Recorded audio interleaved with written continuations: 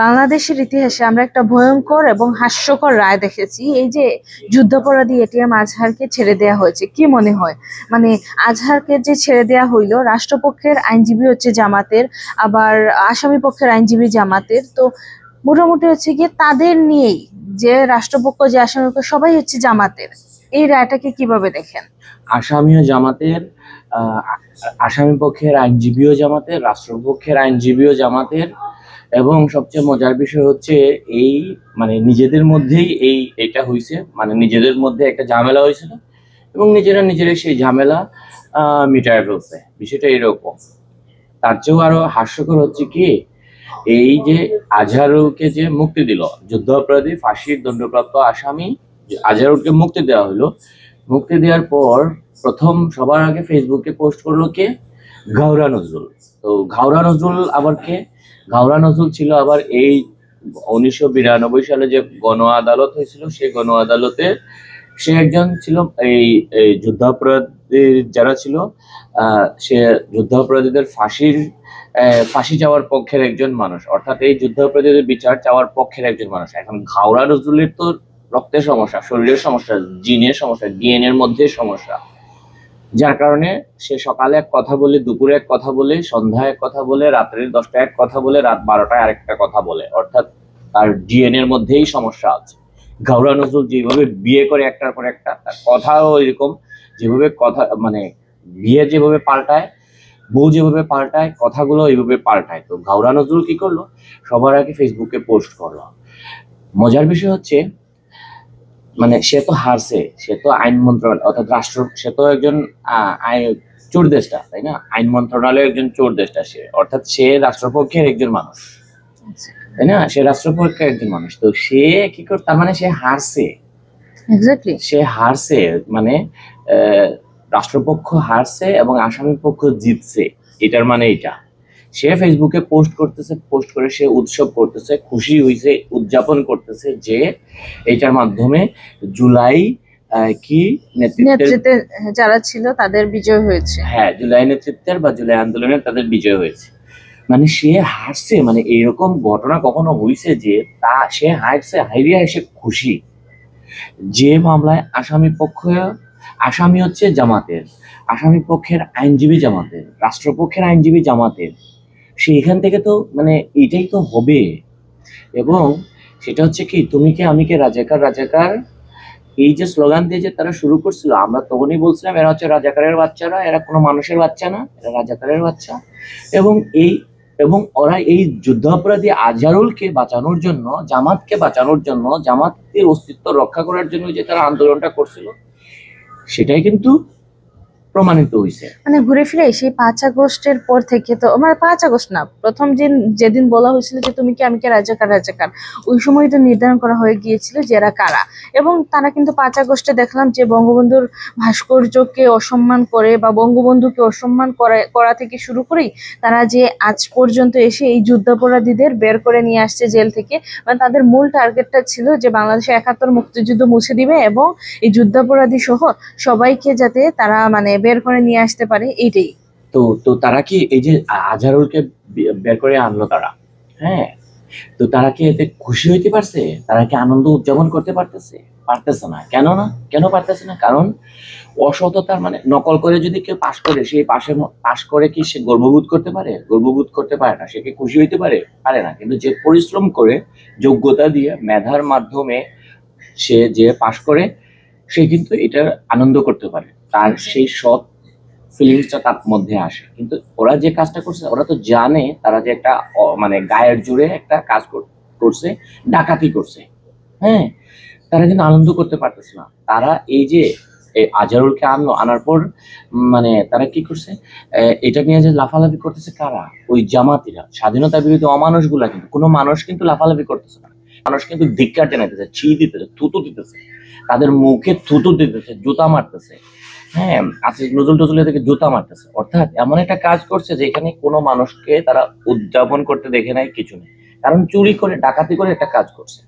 এটার সাথে যখন আমরা দেখেছি যে যুদ্ধাপরাধীর বিচারের যে ট্রাইব্যুনাল গঠন করা হয়েছে বা যখন বিচার হয়েছে, তখন কিন্তু পুরো বাংলাদেশের মানুষ সবাই সেটার প্রশংসা করেছে, দল মত নির্বিশেষে, জামাত ছাড়া সবাই সবাই সেটার প্রশংসা তো করেছে। এখন আমি শেষ করে ফেলি। যেটা বলি যে অনেকে হয়তো এটা নিয়ে ডিসঅ্যাপয়েন্টেড হয়েছে, ডিসহার্টেন হয়েছে, যে হ্যাঁ এটা বের হয়ে গেল। আমি কি বলি, আমি যে নকল করে পাশ করছে এটার মধ্যে আমার কোনো কারো ডিসহার্টেন হওয়ার কি হইলো, যে একটা মানুষ নকল করে ইয়ে করছে মানে ডাকাতি করে সবকিছু নিয়ে গেছে, এটার মধ্যে তো অন্যদের মানে খারাপ লাগার তো কোনো কিছু নেই। তো এই যে যুদ্ধাপরাধের এই তাকে এটিএম আজহারুলকে তারা যে গায়ের জোরে ডাকাতি করে বের করে নিয়ে আসলো, লাভ কার হয়েছে? এতে লাভ হয়েছে আওয়ামী লীগের, লাভ হয়েছে আমরা যারা মুক্তিযুদ্ধের পক্ষ শক্তি, মুক্তিযুদ্ধের পক্ষ শক্তি। কারণ সবাই এখন বলতেছে বাংলাদেশে একমাত্র আওয়ামী লীগই হচ্ছে মুক্তিযুদ্ধকে রক্ষা করে মুক্তিযুদ্ধের পক্ষে, এর হচ্ছে আওয়ামী লীগে কিন্তু সমর্থন বাড়তেছে। এবং এই যে ওরা ভাবতেছে ওরা অনেক কাজ করে ফেলছে, আমি গ্যারান্টি দিয়ে বলতেছি আওয়ামী লীগ তো ক্ষমতায় আসবে, আজও কাল পরশু হোক, এটা নিশ্চিত। সূর্য যেভাবে পূর্ব দিকে উঠে পশ্চিম দিকে অস্ত যায়, এটা যখন দিন এবং রাত যেরকম সত্য, আম গাছে আম ধরে কাঁঠাল গাছে কাঁঠাল ধরে, এটা যেমন সত্য, একইভাবে এটা সত্য যে আওয়ামী লীগ ক্ষমতায় আসবে। আজ কাল পরশু, বেশি পরশুও যাওয়া লাগে না, আজকালকার মধ্যে আওয়ামী লীগ ক্ষমতায় আসবে। এবং ক্ষমতা আসার পর প্রথম অ্যাসাইনমেন্ট হবে কিন্তু এই যুদ্ধ অপরাধী আজহারুলকে এই আবার খোয়ারে ঢুকানো এবং কোনো কাল বিলম্ব না করে তাকে লটকায়া দেওয়া। এবং শুধু কি তাই, এবং এটা কিন্তু এখন জনদাবি হয়ে দাঁড়াইছে।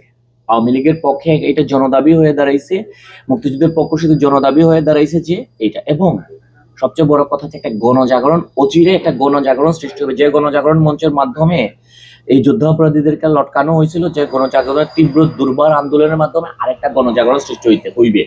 খুব সম্প্রতি এই গণজাগরণটা শুরু হইবে। এবং আমি মনে করি এটার মাধ্যমে আওয়ামী লীগের জনসমর্থন বাড়ছে। এইটাই প্রমাণিত হয়েছে যে বাংলাদেশে একমাত্র আওয়ামী লীগ হচ্ছে মুক্তিযুদ্ধের পক্ষের দল। আওয়ামী লীগই একমাত্র যুদ্ধাপরাধীদের ফাঁসি দিতে পারে। দিনবদলের সনদ দিয়ে 2008 সালে যখন 9 সালের 6 জানুয়ারি যখন আওয়ামী লীগ ক্ষমতায় আসছিল, তার আগে কিন্তু এটা ছিল তাদের একটা পলিটিক্যাল একটা কি ছিল, স্ট্যান্ড বলা যায় বা হ্যাঁ, এটা তাদের একটা ইস্তেহার ছিল যে আমরা ক্ষমতায় গেলে যুদ্ধ অপরাধীদের বিচার করবো, এবং তারা করছে। হ্যাঁ, তো আমি যেটা বলি, সর্বশেষ যেটা বলি যে এইটার মাধ্যমে ঘাওড়া নজরুলরা, জামাতিরা আনন্দ উদযাপন করতে পারে। তাকে প্রথম অ্যাসাইনমেন্টই কিন্তু তাকে, যেহেতু তার ফাঁসির রায় হয়ে গেছে, আর এই সরকার যেহেতু অবৈধ সরকার, স্বাক্ষর জালিয়াতি করে আসছে, ক্ষমতা দখল করছে, রক্তের মানুষ হত্যা করে ক্ষমতা দখল করছে সে, এবং অগণতান্ত্রিক সরকার, অবৈধ সরকার, অনির্বাচিত সরকার, সেহেতু কি হবে, সেহেতু তাদের প্রত্যেকটা, তারা যদি এরকম ইয়ে করে যে পান থেকে চুন খসলে যদি তারা কোনো আইন করে, সেই আইনটাই কিন্তু অবৈধ হবে। সুতরাং তাদের সবকিছু তো ডিরেক্টলি অবৈধ হবে, যেভাবে 79, 75, 79 অবৈধ হয়েছিল এইভাবে অবৈধ হবে। এবং একে এই এটিএম আজহারুলকে গ্রেফতার করা হবে এবং তাকে আবার তাকে কি করা হবে, একেবারে ডিরেক্ট তাকে ফাঁসি দেওয়া হবে, গ্যারান্টেড। এবং যারা যারা এটাকে সমর্থন করতেছে তাদের প্রত্যেকটাকে কিন্তু এইভাবেই এই ফাঁসিতে ঝুলতে হবে। এটা নিশ্চিত, এইখান থেকে কাউকে ইয়ে করে আনতে পারবে না। এক্স্যাক্টলি। এবং আরেকটা জিনিস হচ্ছে গিয়ে যে কেউ হতাশ না হয়ে শুধু মানে ভরসা রাখেন, যখনই আওয়ামী লীগ ফিরবে তখন তাদের প্রথম কাজটা হবে যে এই যে যুদ্ধাপরাধী সহ দেশ বিরোধী যে দেশদ্রোহীরা আছে এদের শাস্তি নিশ্চিত করা। এবং এই জন্য আমাদেরকে কি করতে হবে, মুক্তিযুদ্ধের পক্ষ থেকে আমাদের ঐক্যবদ্ধ থাকতে হবে, আরেকটা গণজাগরণ সৃষ্টি করতে হবে, এবং এটা রাস্তায় করতে হবে, মাঠেই করতে হবে।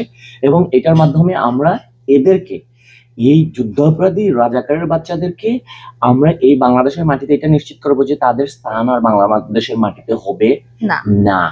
যে শাহবাগ থেকে আমরা মুক্তিযুদ্ধের যুদ্ধাপরাধীদেরকে আমরা এই দেশ থেকে আমরা যাদেরকে ফাঁসিতে লটকাইছি, যে শাহবাগ আমাদেরকে কি করছে, অন্যায়, অত্যাচার, অবিচার, শোষণের বিরুদ্ধে মাথা তুলে দাঁড়াতে শিখিয়েছে, সেই শাহবাগ থেকেই আবারও কি হবে, একটা মুক্তিযুদ্ধের পক্ষের, মুক্তিযুদ্ধের আদর্শের, মুক্তিযুদ্ধের চেতনা, সংবিধানের 4 মূলনীতির ভিত্তিতে আরেকটা বাংলাদেশ সৃষ্টি হবে, একটা গণজোয়ার সৃষ্টি হবে। এটা নিশ্চিত, গ্যারান্টেড, এটা অচিরেই সেটা ঘটবে। এবং শুধু এইটা ইয়ে করেন যে এই আজহারুল, এই ঘাওড়া নজরুল, এগুলা যেন বেঁচে থাকে, এরা যেন বেঁচে থাকে, যদি মরে গেলেও সমস্যা নাই, কবর তো আছে। এরা যাতে পালাতে না পারে হ্যাঁ, বাংলাদেশ পালাতে না থেকে। থাকে এবং বেঁচে বেঁচে যেন থাকে, বেঁচে না থাকলেও সমস্যা না। ওদের যদি কবর বাংলাদেশে হয়, এটাই নিশ্চিত আমরা করব যে বাংলাদেশে কোনো যুদ্ধ অপরাধীদের কবর হবে না। কারণ আওয়ামী লীগের আগে সুশীলতা দেখাইছে, যুদ্ধ অপরাধীদের কবর বাংলাদেশের মাটিতে দিচ্ছে, কিন্তু এখন থেকে আর বাংলাদেশের মাটিতে কোনো যুদ্ধ অপরাধীদের কবর হবে না। 71-এর দূষরদের কবর বাংলাদেশের মাটিতে হবে না। ও এদেরকে বঙ্গোপসাগরে বাসাইতে হবে, নাহলে এদেরকে পাকিস্তানে পাঠাইতে হবে।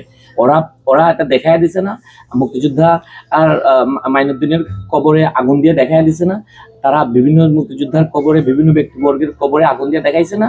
সুতরাং আমরা জাস্ট ওইটাই অনুসরণ করব, এদের কবর বাংলাদেশের মাটিতে হতে দিবে না। এটা নিশ্চিত, এটা নিশ্চিত এবং এটা নিশ্চিত। জয় জয় বাংলা। বাংলা।